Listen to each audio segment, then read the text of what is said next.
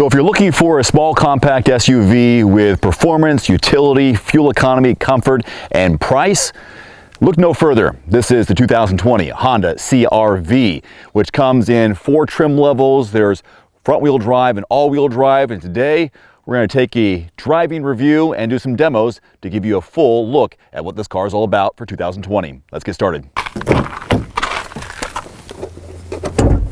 So those 4 trim levels are LX, EX, EXL, and Touring. We have the Touring trim level, and all come with a turbocharged 1.5 liter 4-cylinder engine.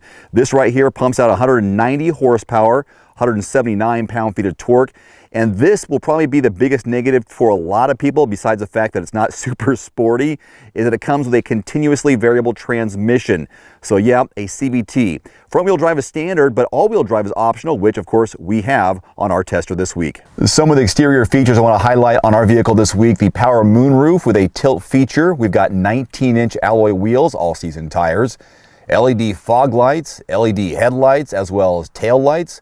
We have heated power door mirrors with turn signal indicators, rain sensing wipers, hands-free access power liftgate, which I'll show you, tailgate spoiler, remote engine start, roof rails, and dual chrome exhaust finishes, just to name a few. Welcome inside as we take this out on a drive. You can see where I am right now, and I've been off-road in the CR-V a number of times in snowy conditions, as well as just dirty dirt conditions at the ORV park. In fact, I'll put a link below to some of those videos, and you can find them in my off-road video playlist. Today we're just dealing with some snow, a little bit off-road here. What I find comforting about this vehicle is how comfortable it is on most any surface.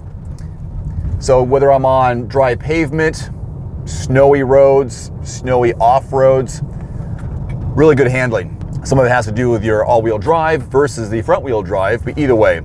Speaking of all-wheel drive and front-wheel drive, fuel economy is 27 city, 32 highway in the all-wheel drive, and then you're looking at 28 city, 34 highway in the front-wheel drive. So some super good fuel economy in this. Of course, people are going to complain about the CVT, and the only thing that I'll complain about with the CVT is the initial acceleration. After that, I really don't notice any problems with noise. It's just when you hit that gas pedal, then you start to really hear the sound of that spooling factor. Right there, for example. But then once you get up, it's like nothing. It's okay. I like to give you a real-world look at your backseat legroom to headroom using an average-sized guy like myself. I'm 5'11", and this is a good example of comfort as well as utility. So here is my position as the driver up front. So this is me sitting behind myself. Realistic look, and look at the legroom. No wonder this car gets so many awards year after year. So that's very nice, very comfortable. Comfortable here too with the seats. This is a 40-60 split. These fold down, which I'll show you with the cargo demo. And look at the indent in the roofline. Clearly giving people of taller heights plenty of room for their heads. So boom, right there, you can see how much more room I have.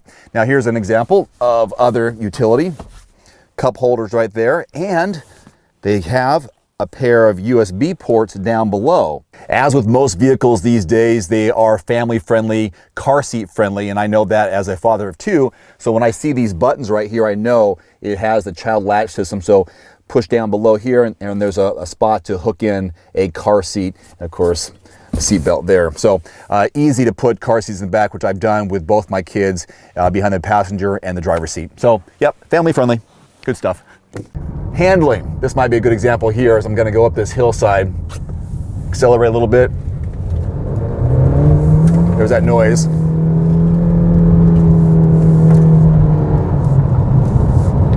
Grips well, decent cornering. I wouldn't call this sporty.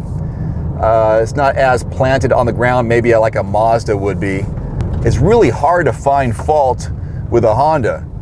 If you really want to find a good comparison, you have to drive vehicles back to back, whether you go to a local dealership and say, hey, I'm going to try a RAV4 and then I'm going to try a Honda CR-V.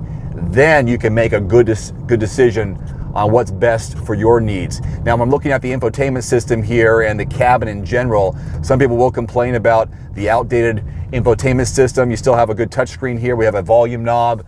for the stereo, but you also have steering wheel mounted controls as well.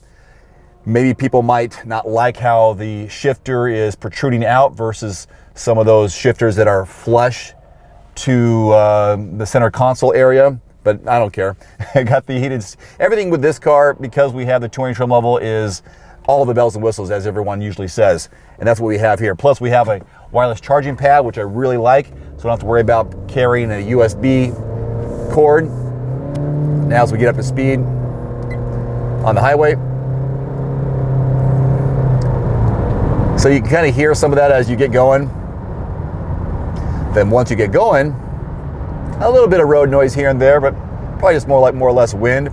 Blind spot information in the side mirror, so there's a something illuminates letting you know a car is driving in your blind spot. We've got the lane keeping aid, adaptive cruise control. So once you get to a spot, let's say you start to veer left or right, the vehicle pulls you back in between the lines. So let's say I go a little bit left, the car brought me back center and also had lines in the instrument cluster light up, letting me know I'm going a little too far to the right, too far to the left. Let me try to get to the right side. Lane departure, little vibration in the steering wheel, brings you back to center. Bluetooth on the left-hand side of the steering wheel, right-hand side, I've got that adaptive cruise control, the lane keeping, and also a heated steering wheel option on the right side. I recently had the Honda Ridgeline. The Ridgeline had a heated steering wheel option to the left, just on the underside of the steering wheel. Interesting how different vehicles have different setups. No heads-up display with this one, but not a big deal. It's very clear to see what's going on with the instrument cluster and my speed as it goes all the way from 0 to 65 in this, for example, in this case. Now when it comes to utility, the CR-V definitely delivers. We have the automatic liftgate.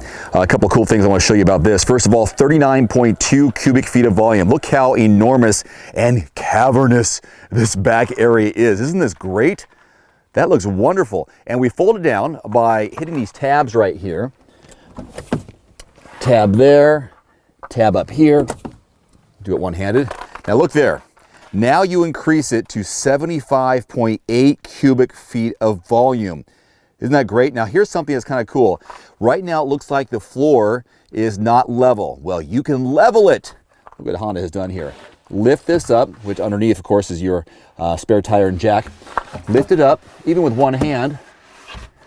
Slides into place there, and now you have a flat floor for sliding items in there, and they'll stay level. Pretty good, right? And of course, you can always put a little something back there to the side, or the side there. This comes off, but there you go. Utility in the CR-V.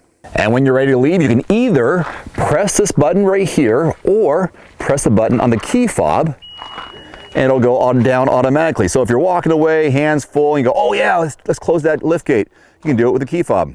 Booyah. So to wrap this up, the final selling point is the price point. MSRP range between $25,000 and $35,000. We of course have the top trim level, all-wheel drive touring, so we're closer to that $35,000 price point. Thank you so much for watching. You can find a link to all my Honda archived videos and reviews in the description below this video. Until next time, I'm Dave Erickson. Thanks for watching. Adios. One more thing before you go, I've added links in the description below to some of the best-selling automotive accessories and products on Amazon right now, plus links to some of the product reviews I've done. You can find it in the description below this video. And if you don't mind, take a couple of seconds and click that subscribe button. I'm uploading 2, 3, sometimes 4 new videos every week, and I don't want you to miss anything, plus it helps support my channel. As always, if you have any constructive criticism, thoughts, or suggestions about my video, please leave it in the comment section below.